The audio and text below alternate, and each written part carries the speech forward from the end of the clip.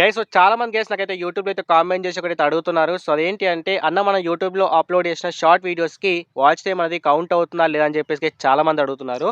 Guys ఇక్కడ మనం యూట్యూబ్‌లో అప్‌లోడ్ చేసిన లాంగ్ వీడియోస్ అండ్ షార్ట్స్ రెండిటికి కూడా వాచ్ టైమ్ అనేది కౌంట్ అవుతుంది. బట్ గైస్ అదంతా కూడా ఓన్లీ అనలిటిక్స్ ట్యాబ్‌లో మాత్రమే యాడ్ అవుతుంది గానీ, ఎప్పుడైతే మానిటైజేషన్ ట్యాబ్ విషయానికొస్తే షార్ట్స్‌కి వచ్చిన వాచ్ టైమ్ అనేది కౌంట్ అవ్వదు గైస్. ఓకేనా? మీకు మానిటైజేషన్ ట్యాబ్‌లో రెండైతే ఉంటాయి కదా! ఒకటొచ్చేసి వాచ్ టైమ్ అండ్ సెకండ్ వచ్చేసి వ్యూస్ 2 ఉంటాయి కదా! మీరు వ్యూస్ త్రూ మానిటైజేషన్ అప్లై చేసుకోవడం మీకు ఈజీ అనిపిస్తే షార్ట్స్ మీద ఫోకస్ చేయండి.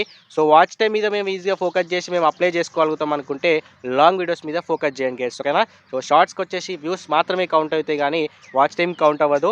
సో, లాంగ్ వీడియోస్‌కొచ్చేసి వాచ్ టైమ్ కౌంట్ అవుతుంది గానీ వ్యూస్ అయితే కౌంట్ అవ్వవు గైస్. ఓకేనా? సో, ఈ డిఫరెన్స్ అనేది మీకు తెలిస్తే డెఫినిట్‌గా మీరు దేని మీద ఫోకస్ చేయాలనుకుంటారో దాని మీద ఫోకస్ చేసి తొందరగా మానిటైజేషన్ అయితే అప్లై చేసుకోవచ్చు గైస్. ఓకేనా? సో, ఈ ఇన్ఫర్మేషన్ డెఫినిట్‌గా మీకు యూజ్‌ఫుల్ అనిపిస్తే ఈ వీడియో అయితే లైక్ చేసి మా ఛానల్ అయితే సబ్స్క్రైబ్ చేసుకోండి గైస్.